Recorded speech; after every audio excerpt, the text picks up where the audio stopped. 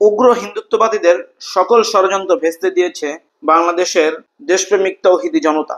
উগ্র হিন্দুত্ববাদী জঙ্গি সংগঠন ইসকনকে কাজে লাগিয়ে একটি শ্রেণী বাংলাদেশের মধ্যে একটি সাম্প্রদায়িক দাঙ্গা বাজানোর পরিকল্পনা করে আসছিল অনেক দিন ধরেই। এই পরিকল্পনার পার্ট হিসেবে বাংলাদেশে তারা অনেকগুলো ঘটনা ঘটাতে সক্ষম হয়েছে, কিন্তু অত্যন্ত আনন্দের সাথে আমরা লক্ষ্য করেছি যে বাংলাদেশের মুসলিম সংখ্যাগরিষ্ঠ জনগণ অত্যন্ত বিচক্ষণতার সাথে এবং অত্যন্ত শান্তভাবে এই পরিস্থিতি সামাল দিতে সার্থক হয়েছেন। বর্তমানে যে বিষয়টি বাংলাদেশের টপ অফ দ্য কান্ট্রিতে পরিণত হয়েছে, চিন্ময় দাস ব্রহ্মচারীর গ্রেপ্তার ইস্যু, এই ইস্যুটি নিয়েও গতকালকে আমরা দেখেছি অত্যন্ত ন্যাক্কারজনকভাবে সন্ত্রাসী কায়দায় বাংলাদেশের একজন মুসলিম আইনজীবীকে চট্টগ্রাম আদালতে কুপিয়ে হত্যা করা হয়েছে। এই ঘটনাটি ছিল উগ্র হিন্দুত্ববাদীদের পক্ষ থেকে নেওয়া একটি গুরুত্বপূর্ণ এবং প্রধান পদক্ষেপ।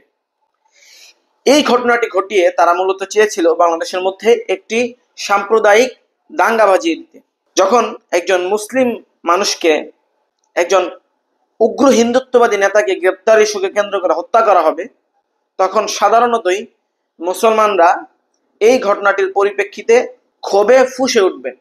এই ধারণাটি নিয়েই তারা মূলত এই ঘটনাটি ঘটিয়েছিল। তারা বিগত সময়ে উপর দিয়ে লক্ষ্য করেছে যে এক মুসলমানের প্রতি অন্য মুসলমানের কি ভালোবাসা, কি টান। ভারতে কোনো মুসলমান নির্যাতিত হলে বাংলাদেশের মুসলমান ক্ষোভে ফুঁসে ওঠে। যদি কখনো আমাদের নবীকে নিয়ে কটূক্তি করা হয়, বাংলাদেশের মানুষ বিক্ষোভে ক্ষোভে ফেটে পড়ে। তাদের সেই বাহ্যিক অভিজ্ঞতা থেকেই তারা মূলত চেয়েছিল যে এমন একটা ঘটনা ঘটালেই বাংলাদেশের মুসলমানরা ক্ষোভে ফুঁসে উঠবে এবং মুসলমানদের মধ্যে কেউ যদি ভুল ক্রমে অতি উৎসাহী ভাবে দু একজন হিন্দুর বাড়িতে যদি হামলা করেই ফেলে, তাহলেই তাদের এই প্ল্যান সাকসেসফুল। এই বিষয়টিকে নিয়ে তারা বর্তমান অন্তর্বর্তীকালীন সরকারের প্রতি বড় একটা চাপ প্রয়োগ করতে পারবে এবং বাংলাদেশকে বিভিন্ন রকমের ব্লেম দিয়ে সমগ্র বিশ্ববাসীর সামনে একটি জঙ্গি এবং একটি সাম্প্রদায়িক রাষ্ট্রে চিহ্নিত করতে পারবে, এমনটি তারা ভেবেছিল। কিন্তু এই উগ্র হিন্দুত্ববাদীরা হয়তোবা জানে না, পৃথিবীর মধ্যে বর্তমানে ইহুদিদের পরে সবচাইতে স্টুপিড জাতি হচ্ছে এরা।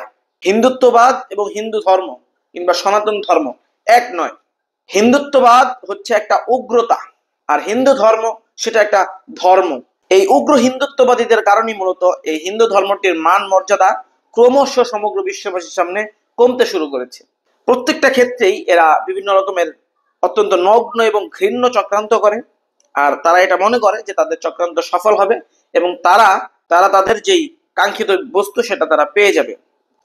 বাংলাদেশের ক্ষেত্রেও তারা এমনটি ভেবেছে, কিন্তু তারা এটা জানে না যে মুহাম্মদ আরবি সাল্লাল্লাহু আলাইহি ওয়াসাল্লামের উম্মতরা অত্যন্ত চৌকান্ন।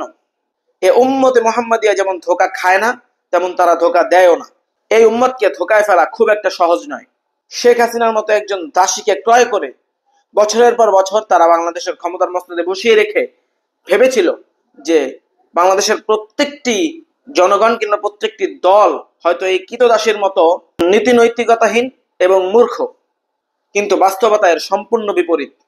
বর্তমান বাংলাদেশকে যদি কেউ 10 বছর 15 বছর আগের বাংলাদেশ মনে করে, তাহলে এটা হবে তার জীবনের সবচেয়ে বড় ভুল। বাংলাদেশের প্রত্যেকটি মানুষ আমি মনে করি বর্তমানে রাজনৈতিক সচেতন। কখন কে কিভাবে ষড়যন্ত্র করছে, বাংলাদেশের অধিকাংশ মানুষ এই ষড়যন্ত্র সম্পর্কে সম্যক অবগত থাকে এবং এগুলোর ব্যাপারে আগাম সতর্কতা অবলম্বন করে। এই হিন্দুত্ববাদীদের উস্কানির পরিপ্রেক্ষিতে বাংলাদেশের সাধারণ মুসলিম জনগণ শান্ত থেকে ভদ্রভাবে এই পরিস্থিতি সামাল দেওয়ার চেষ্টা করেছে। এটাই এর জ্বলন্ত উদাহরণ যে বাংলাদেশের মানুষ এখন যথেষ্ট রাজনৈতিক সচেতন এবং বাংলাদেশের মানুষকে আগের মতো ধোঁকা দিয়ে বোকা বানানো এতটা সহজ নয়। বাংলাদেশের আলেম সমাজ তো নবীর ওয়ারিস, তারা তো শুরু থেকে অত্যন্ত বিচক্ষণ, কিন্তু এই আলেম সমাজের ন্যায় বাংলাদেশের সাধারণ জনগণ যেভাবে গত কয়েকদিন যাবৎ ধৈর্যশীলতার সাথে এবং অত্যন্ত শান্তভাবে বিচক্ষণতার সাথে পরিস্থিতি সামাল দেওয়ার চেষ্টা করেছেন, এই জন্য অন্তরস্থল থেকে সমগ্র দেশবাসীকে ধন্যবাদ জানাচ্ছি এবং আগামীতে উগ্র হিন্দুত্ববাদী সহ দেশ বিরোধী প্রতিটা অপশক্তির প্রত্যেকটা ষড়যন্ত্রকে রোকবার জন্য দেশবাসী সম্মিলিতভাবে তাদের সকল প্রচেষ্টা অব্যাহত রাখবেন বলে আমি বিশ্বাস করি।